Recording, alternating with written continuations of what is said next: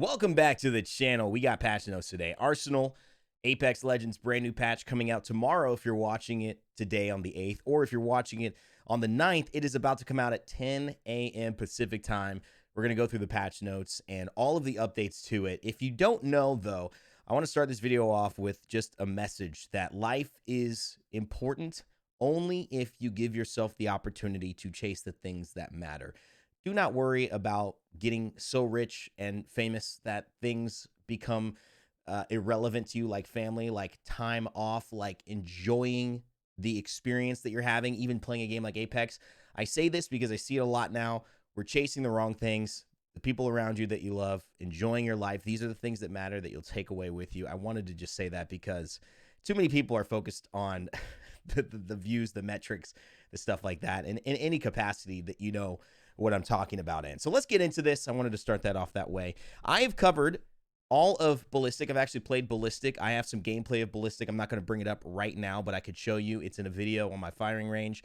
This is a brand new character coming into Apex Legends, and I think this is going to be a character that either completely shows up and becomes kind of a run-of-the-mill character that's fun for some, not a big deal, or becomes a meta-defining character. And Apex themselves have said that they hope the new season and the new legend or the new weapon, whatever comes in that season, is 100% the thing for that season.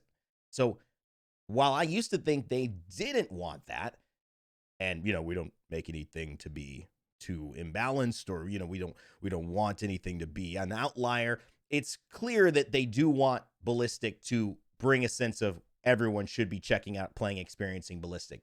Let's walk through his abilities. Passive. This is a sling. The way this works is you can carry a third weapon on Ballistic. The thing about it, the trade-off, is you cannot use any attachments, any scopes, anything on the weapon that you're carrying as your third. Now, it doesn't mean that there's not some good, vehicles to be useful. Think of a sniper, a sentinel, right?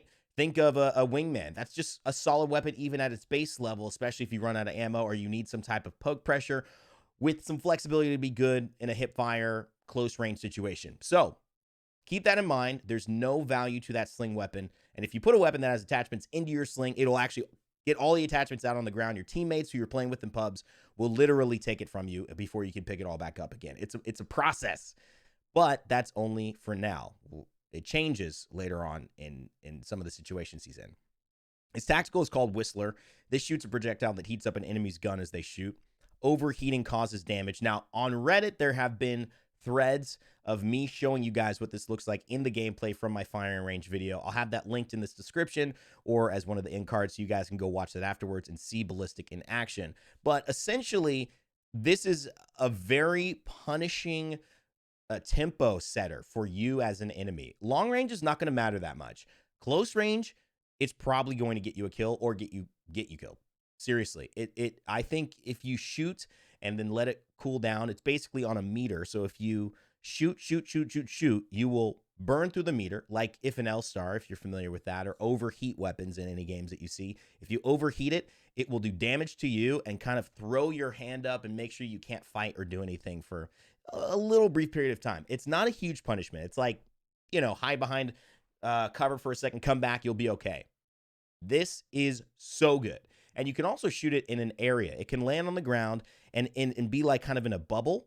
And people who go into that area will actually be affected by it, and then they'll be overheated. So you can use it in a way to create space that an enemy can't go into and force them or funnel them into the other side of a door or make them move from their cover. You can also hold it for a while over kind of the cursor of the enemy that you're trying to hit it, and it can kind of have a little auto fire. It's not going to work right away, but it has a little auto tracking that will allow it to help hit that target a little easier and go straight onto them if you hold it. The other benefit of it is you can shoot while you're holding it, charging it, slide, shoot, and then be ready to go hit your Whistler and have that take an impact. Unlike Ash, who cannot use her arc snare tactical without, obviously, while also shooting. The ultimate is where things get really interesting. This I haven't been able to test. I think this is going to be massive or underwhelming. I hope it's massive. But basically, your ultimate gives you and teammates faster reloads. So you get a little bit of like the LMG passive that Rampart has when she's using LMGs or her minigun. You also move faster while you're armed. Okay, so with a weapon out, you're going to move faster because you typically have a little bit of a slow in Apex when your weapon is out. That's why you holster your weapon to run, slide, then take it out in these fights. And you'll have infinite ammo. So say you're out of light ammo, boom, right back into it if you're in an ultimate. This could be crucial in late game scenarios where people do run out of things like that. Here's the other element. The sling weapon will be upgraded to the gold version of it. So your sling weapon choice will be very important. How important is it to have just a sentinel, just a little sentinel for a while, right? Because you can poke, you can pressure, mid game, early game, you're building Evo shields. It's nice. Late game, you're in close encounters. A gold sentinel isn't going to matter that much. A gold wingman, a gold peacekeeper, a gold R99. Those are the questions you're now going to have to ask yourself with Tempest. Let me know what you guys would do. If you're in a situation, tell me, what would you do? What weapon would you put in the sling? And by putting it there, what's your thought process? What's your reasoning behind it? I want to hear it. World's Edge also gets a massive update. This is I'm going to open this so you guys can it's a beautiful new update. You'll see the lava has changed. You'll also see that this area right here is called Monument. This is a redo, it's not a reduction. In some ways, it is a reduction. Notice this building here. For the people who are so used to construction being here, that is moved. The Fade building, the ASU building, the taxi building, the movement god building, this is gone now. That is in Lava City. It's on a different area, so you're not going to be able to have that fragment craziness in the same way, but you will. This monument area is basically a testament to all the history of Apex. It's a museum inside. It's super beautiful, and you'll be able to see all that. Map rotations, World's Edge, Olympus, Kings Canyon, No Broken Moon for pubs. Ranked, we're going to be getting a new matchmaking hidden skill rating with skill adjustments made on pre-made sizes to account for the competitive advantages gained. This is, in a big way, a very, very new, and probably they said from the developers, and I'm not sure if this is Evan Nikolic who said this, but we did some interviews with them. This was actually the biggest change that they've ever done to ranked since the full overhaul to rank that they did a few splits back. So this is going to change things. Matchmaking hidden skill rating. All that means is that you're going to have a rating that is obviously hidden, that the game is keeping track of to put you in games that are the most competitive as possible. And that's going to be the focus on these things, maybe less so than your ranking in terms of gold or platinum or diamond or masters predator if you're in that situation. I don't know if you're watching this, if you're a predator, you probably are if you're platinum or diamond, but Preds might just be out there saying, I already know what to do. There's also not a split reset, but here's the cool thing they're doing. Remember back when you used to watch, most of you have watched Tim the Tap Man. He was kind of famous for coming in to Overwatch and doing his provisional matches, and he wanted to see where he'd get ranked. Sometimes you get ranked bronze, sometimes you get gold 1. It's fun and it's interesting, and it's a great stream day. This is what's going to happen with Apex now. You're going to play 10 provisional games, and then you are going to end up getting your placement to where you start off the rest of the season. I think this is a great change. It's going to be fun content-wise. It's going to be good for players as well, and keep you playing those 10 games, because let's be honest, some people play 6 games of ranked, and if it's just they're not feeling it, they're just not feeling it. I can't grind. But you're going to want to play at least 10 now, and so I think that's a smart way to do it, and I'm sure it will actually increase some player retention there. Bonus system will conditionally reward wins, compensate losses. It will require level 50 to play in ranks, so a certain level of development in the game already. And there's a new scoring system that emphasizes winning over kills. So winning, again, going to be a bigger metric. And I know many of you are frustrated when your teammate just goes out there to get kills and tries to solo. They're not going to be benefiting from that anymore. So you should see better teammates and better team behavior, which I know is a huge pain point for some of you. I mean, it has been for me, So this is also maybe the most important change personally, I think, for finding a reason to engage in the game hours past than you normally would have, and that's weapon mastery. It's the first new long-term progression outside of an account level, and I want to show you this too so you could see how this looks. Basically, throughout the season, you're going to have a chance to play with certain weapons. When you play with those weapons, you will gain mastery based on the kills, the knocks, the headshots, the damage that you do, and also the trials. There will be certain tasks to fulfill with these weapons that allow you to kill 3 people with the R301 today, do things like that. And you will get those levels based on completing challenges, very much like the Battle Pass. This means that you can have a whole season where you're focusing on the R301, max it out to level 100, and then you go on the Nemesis. Then you go on the Wingman. And you're like, today I'm Wingman. I'm just trying to get my levels on the Wingman. And while you're actually getting something in terms of a progression, you're also getting better at the weapon because you're playing it that much. Every 20 levels, you will get that specific trial to test your skill, and you'll get a reward when you complete it. Level 100 with all 5 trials fully to master that weapon, you'll get then your final rewards, and they'll have specific badges, lifetime performance trackers, legendary weapon mastery banner frames, and legendary weapon apex pack for each weapon. So this is pretty cool. And also, isn't gonna be nice to be like, yeah, I'm a master at the Wingman and the Nemesis and the Mastiff, right? Who's gonna be my Mozambique master out there? I want to know who's gonna have a P2020 mastery, and if you're gonna have one, comment right now, because literally I want to give you praise, because you know what they say. I have a P2020 in a dream. That's what a P2020 needs to be effective. Firing range updates. Now, this is what I'm talking about. I'm not going to do this here, but what I do want to say is go to my new video, because it is a brand new focus on the entirety of the firing range and the areas they have added. I interviewed Respawn developers for 30 minutes. We cut that down. It was about 40 minutes. We cut it down into 17 minutes of the best questions and answers. And I spent an hour and a half with 2 other players in this range, 1v1ing, showing off the weapons, showing off the movement areas, showing off the building fight areas, showing off little hidden secrets. And I'm not showing all of them in that video. I want you guys to discover a few, but also showing off the 1v1 dueling pit that they've added and all of the areas you can traverse, and especially the new dummy system. All of that condensed down to the best 17 minutes. Go watch that video when you're done with this, or right now, and then come back and we'll finish off these patch notes, because it's really fun. It's really fun. I think this is going to be the best change in the season, and I haven't even gotten to any of the other stuff yet, so really, really excited. The evac tower is a new item. This is like a mobile respawn beacon, where you would pick up that item, you would then use it in your hand, call it down, and instead of a mobile respawn beacon, you get an air balloon. So this firing range actually has a redeploy balloon. You can't see it. It's right there. You can't really see it. It's behind that. But you'll be able to do it in the game. Questions to be asked. Can you destroy it as an enemy? No, you cannot destroy it.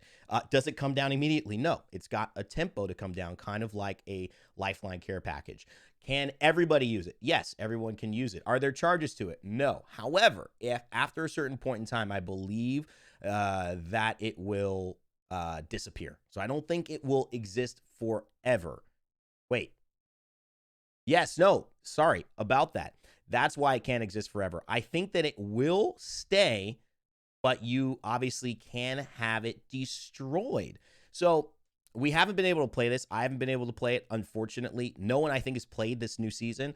So take all that with a grain of salt. My understanding was that it's a delayed response deploy anyone can use, and after a period of time will go away or can be destroyed by an enemy. However, I do think that this is going to be really fun for rotations.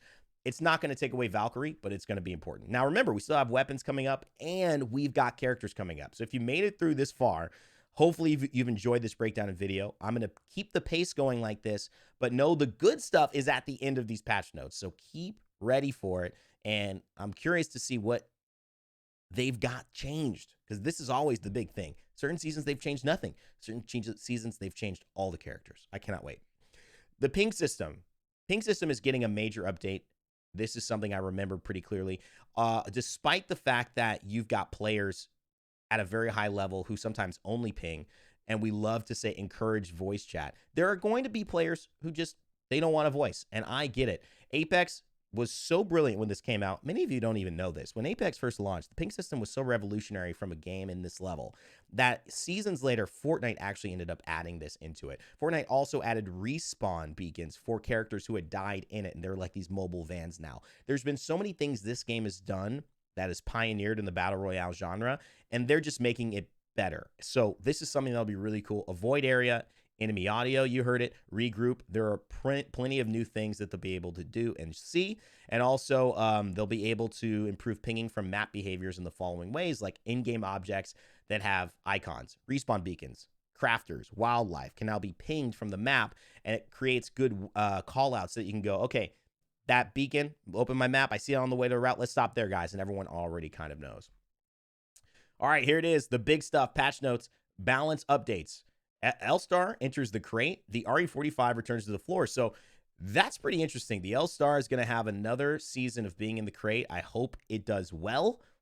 I don't know, but I hope it does well. You'll still have the Kraber in there, obviously, and I believe the Hemlock is probably still going to be in there. So you'll have those options for the crate, RE45, Disruptor rounds. Dang, I'm going to miss them. I'm going to miss those. I know you got, those are my favorite. Anybody? I mean, I think that's my favorite hop-up of all time. Alternator SMG enters the Crafter. Sentinel enters. And EVA 8 is on the floor in the 30-30 repeater. So it'll be a nice kind of season with more 30-30. I think there is a lot less of that in Season 16, especially the EVA 8.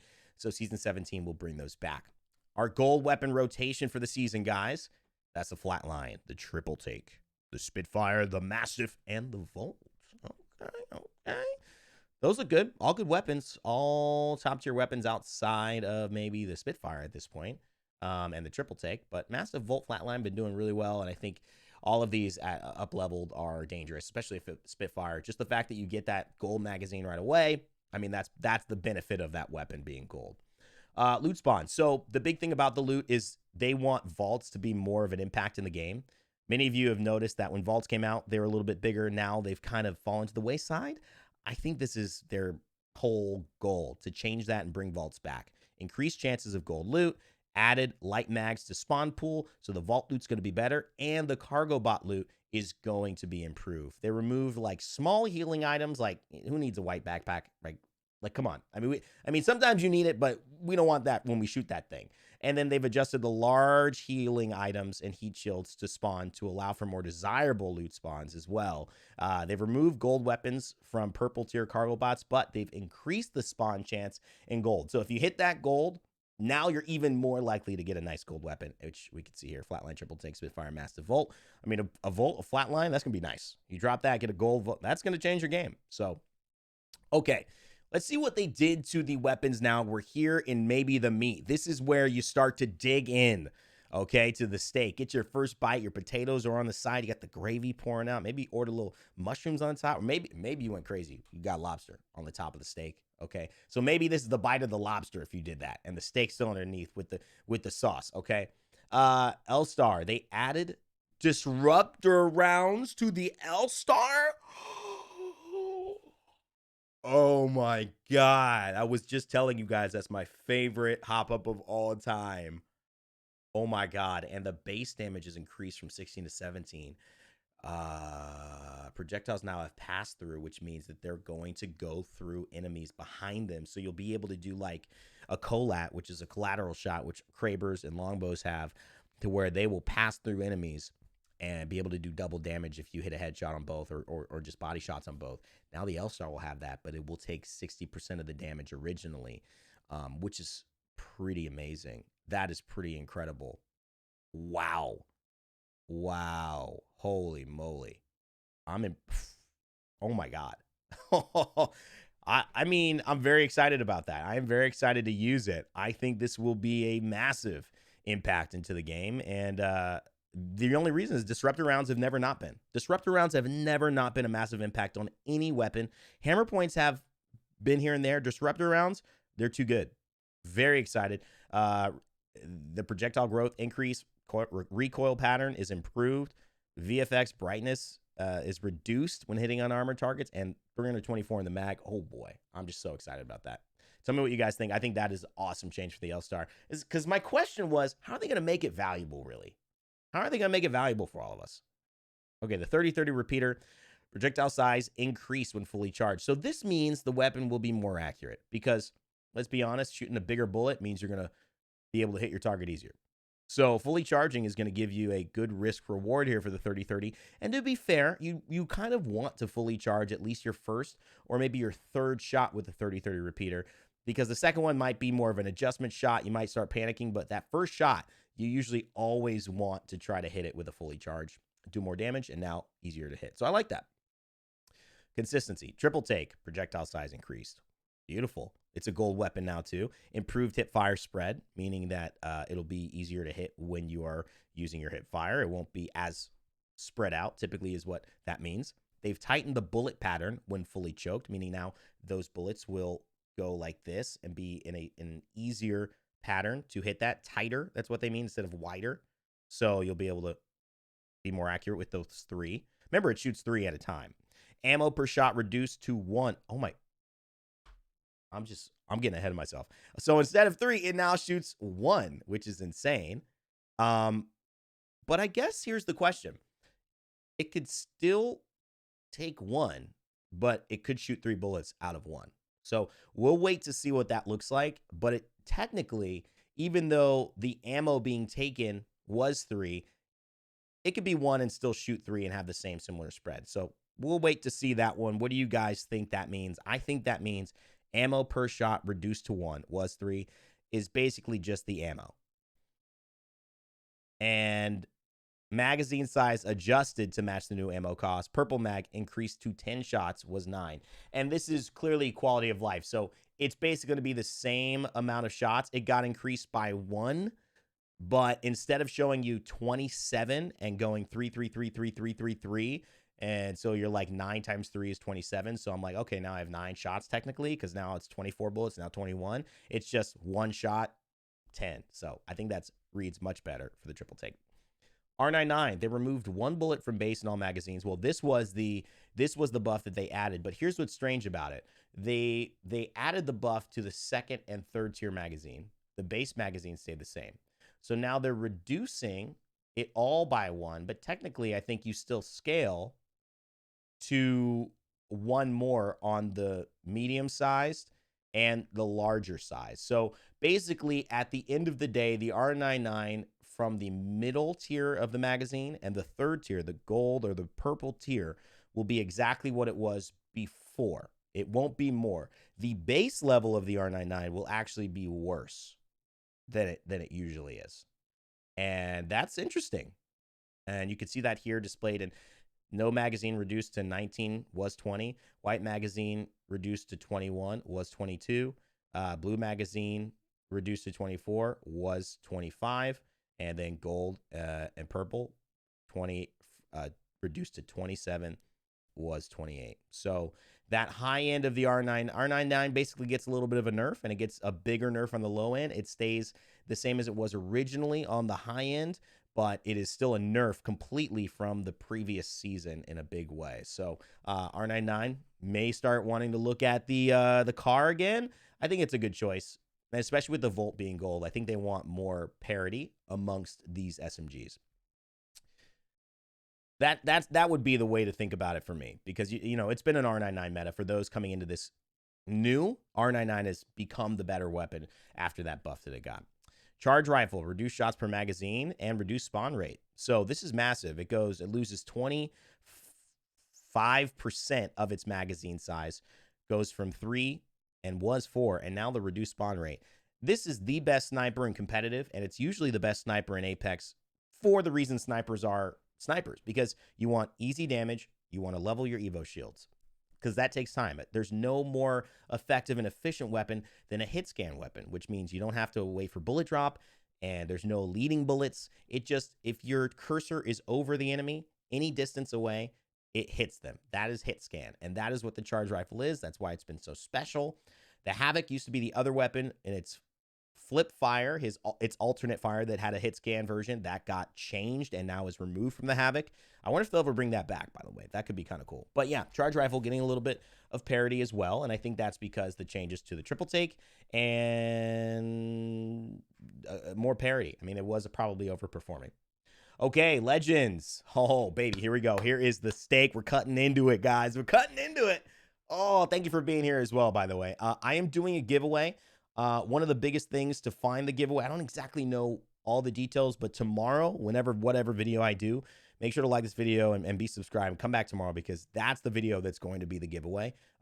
There's some cool stuff going on, but I don't know it yet. And I want to get the details right before I announce it to you guys. I think it has to do with giving away like season battle passes. I think we'll find out. I got to read the email. Okay. Dark Veil from Catalyst. Scan highlights and diamonds are no longer visible through the Dark Veil. So this is a massive buff to Catalyst, massive nerf to Seer.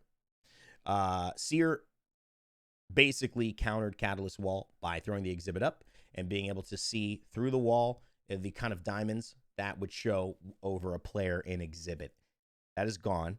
That has changed Seer's ability to gather information drastically. One thing that should be noted is this is through the wall, so it's not under the wall.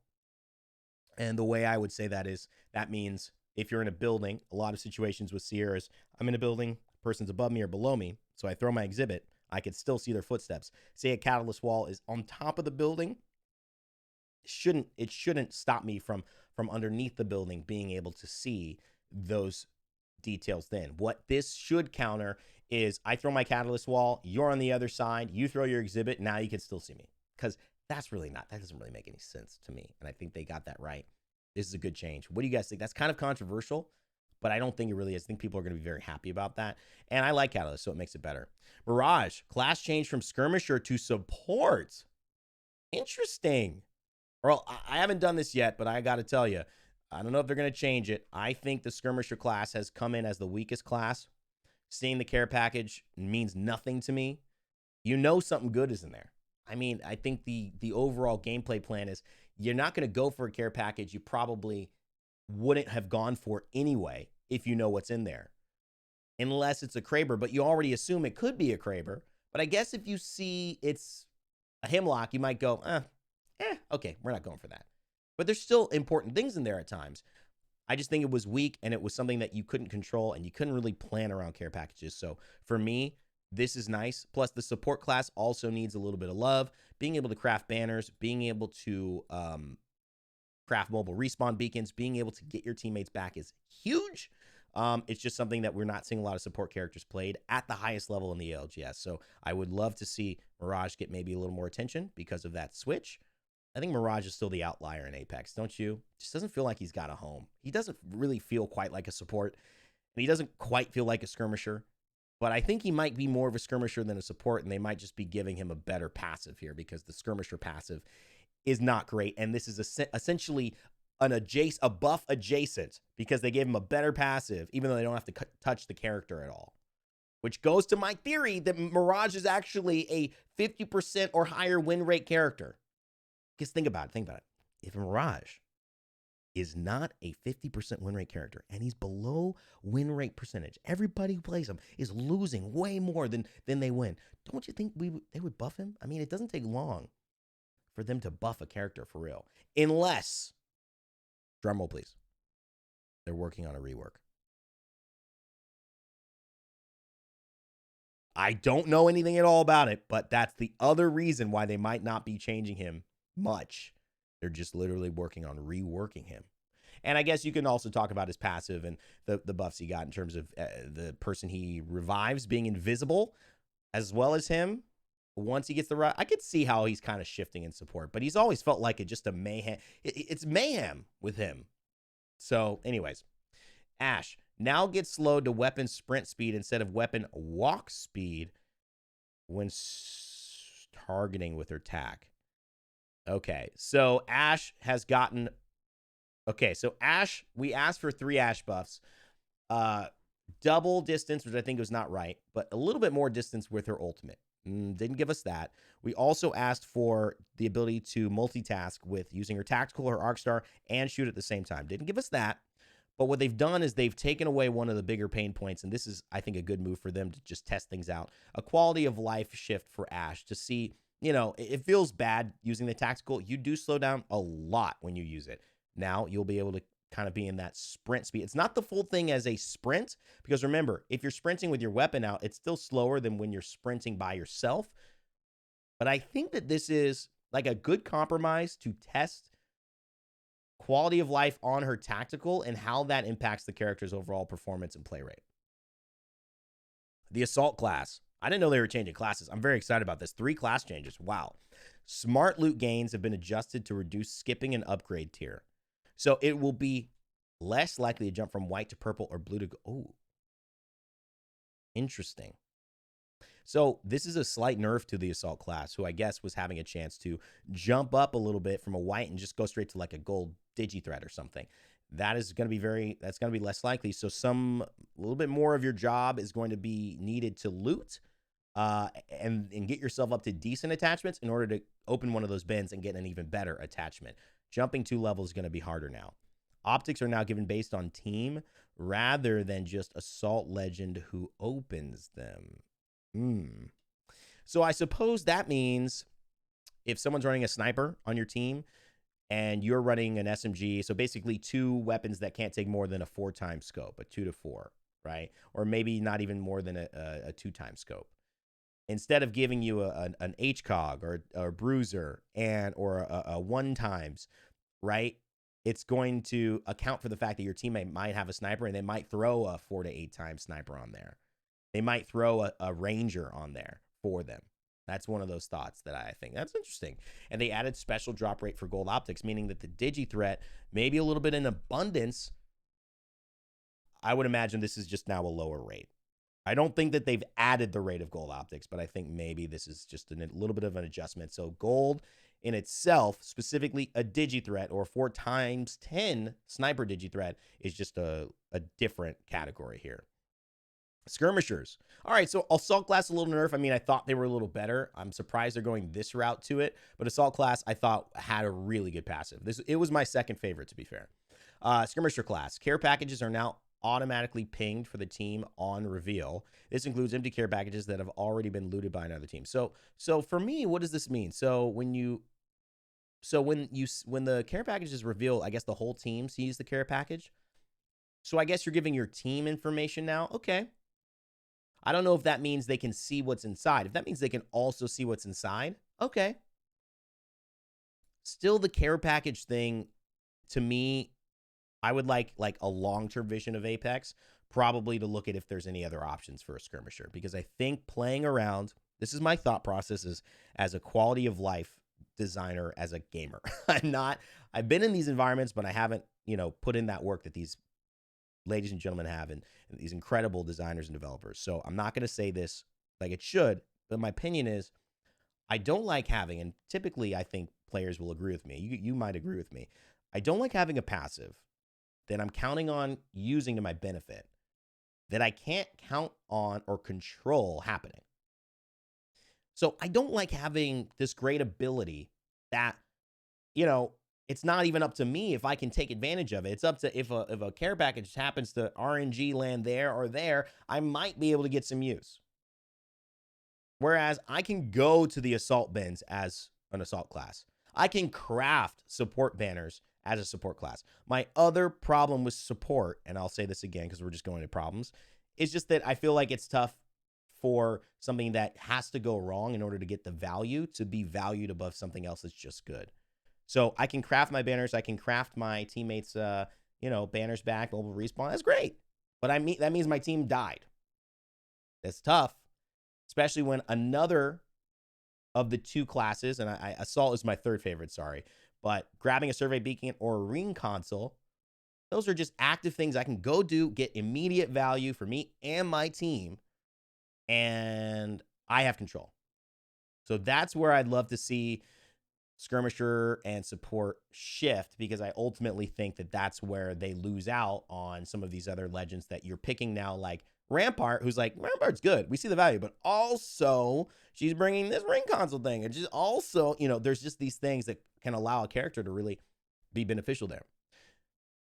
Support bins. For the support class, here are the changes. Support bins will now guarantee at least 1 battery in one of the secret compartment slots. That's good. Support bins will now award MRBs if your ally, mobile respawn beacons, if your ally is dead, even if you don't have their banner card, okay? Legend banners can now be crafted by any player who has a support class legend in their squad. Okay, now this is starting to get much better now. This was a great change. Because, yes, it does mean still you can't use it unless you go down. But the fact that anyone who goes down even if it's your support legend. Now anyone can go craft that back. I actually really like that. I think this is starting to, I think they're committing to this being the support class thing. And I actually think that this was a nice addition, and I'm very happy with it. Great job, guys. Not that I'm the arbiter of what's good or not, but I do like that. New podium screens for gun run and control, display message, gun run, control, and TDM loadouts. Gun run, TDM now have XP bonuses for match completion and match completion after join in progress. So you'll be able to get more, and you'll also have a little bit more of the MVP focus. Also, there are lever penalties. Disable, and you'll know if you're in an unfair match. Control also, Olympus Hammond Labs and barometers out. And the weapon Evo change, no longer Evo weapons automatically when a new rating tier is reached. Players now reach the new tier and their weapon will Evo when the player holsters and then unholsters their weapon in any form. Reload, weapon switch, manual holster, rides a zipline, performance guide. So they won't just appear in your hand, right? Which is what would happen. They appear in your hand right away. You're now going to have to reload, or you're now going to have to switch or something like that. Gun run, weapon track update for new crate weapons. That's fun. So new crate weapons will take that top tier again. And then it added an additional XP bonus than the last weapon knife kill. I like it. Team Deathmatch, Skulltown is out. Phase Runner is in. Big fan. I don't know how TDM on Phase Runner is going to be, but I tell you what, I don't really like it on Skulltown. So I'm very happy about that. And they've got some nice fixes here with the bugs. Oh my God, we're not even on the legends. Is this a joke? Oh, okay, we are. We're just not on the legend changes. Okay, for the bug fixes. Prowler, fix some ADS while crouching. IMC armories, Spectre's taking too much damage from arc stars. Fix duo showing MBR challenges instead of BR challenges. Fix comms wheel not being usable when a game is over. Fix players glitching inside of loop bins. Fix spectators not receiving audio cues for all types of launch pads, jump pads. Fix flickering of banners during victory and the end of match screens. Scoreboard is saved when a game is finished now, not post-podium sequence. Lifetime stats numbers no longer overlap for more than 7 digits. Various lobby ultra-wide UI improvements. Ash, steps are no longer louder if heirloom is equipped. Fixed UI loop when crouch inspect is canceled early. Ultimate will now persist for the entire duration, even if Ash dies while it is active and while players are still traveling through it. Big change for her. Bloodhound, White Ravens already in flight can no longer be scanned for free tacticals and ult charge. Caustic, fixed trap destroying when placed near closed doors that are then opened. Crypto, drone can no longer be accessed after being knocked. Drone no longer occasionally teleports behind a wall after you throw it. Fixed drone sometimes spawning in the middle of the world when thrown into a wall. Loba, fixed visibility issue with Black Market when Bangalore smoke is behind. A mount head peaks over cover while crouching, adjusted to match other legends. Mad Maggie, improved reliability when hitting objects that the ball will damage or destroy. That's always good. We got to keep improving that for her. Octane, remove the double jump hint from the launch pad in cases where it would incorrectly show as an option, e.g. after a Pathfinder grapple. Rampart, multiple cover walls can no longer be placed in the same spot on a trident. Seer, dummies in the firing range will now have the same footstep behavior as other players when moving inside of Seer's ultimate, instead of behaving like other AI, Prowler spiders. That's funny. Valkyrie, ultimate cooldown no longer set to 75% after being canceled while in death totem protection. Wraith, fixed ultimate being usable while ziplining. Mythic finisher Whiplash no longer pushes players outside of play area. Modes, fixed mixed state, fixed shields drop by killed enemies being empty. Fixed players leaving a match will no longer try to join the same match if its now join in progress window is still active. Team Deathmatch, fixed grenades dropping on player death. Fixed estates map image displaying the night variant of the map in lobby. Control, fixed custom match observer issue where it's difficult to close out the map screen if an observer had it open before players spawned in the match. Fixed teammates, death icon not appearing on the map if the map wasn't open when the teammate died. Fixed ordnance not auto-equipping to the ordnance slot if the player spawned out of bounds. Fixed reserve ammo counter not displaying when switching weapons from rampart advantages. Ultimate ability. Okay, my goodness. Removed auto taunts prompt on enemy killed. Can now ride ziplines while playing the banner pickup and animation, and bullet impact VFX on snow reduced. There's some live API improvements as well, and this will have some updates so that player and developer feedback. These includes improvements to existing functionality, messages, new events, and extensive additions to documentation, including some examples in Python. And one of the biggest things about this to note is that EA, Respawn are committed to making this game as good as it can. You can tell just by all of these crazy bug fixes and changes and things coming in Season 17. So what's your take on Arsenal? Good? Bad? I think it's overwhelmingly amazing, but I want to hear your guys' thoughts and take the conversation to the comment section. As always, never give up, never stop gaming. Leave a like on this video, and I'll see you tomorrow for Season 17. Whoa!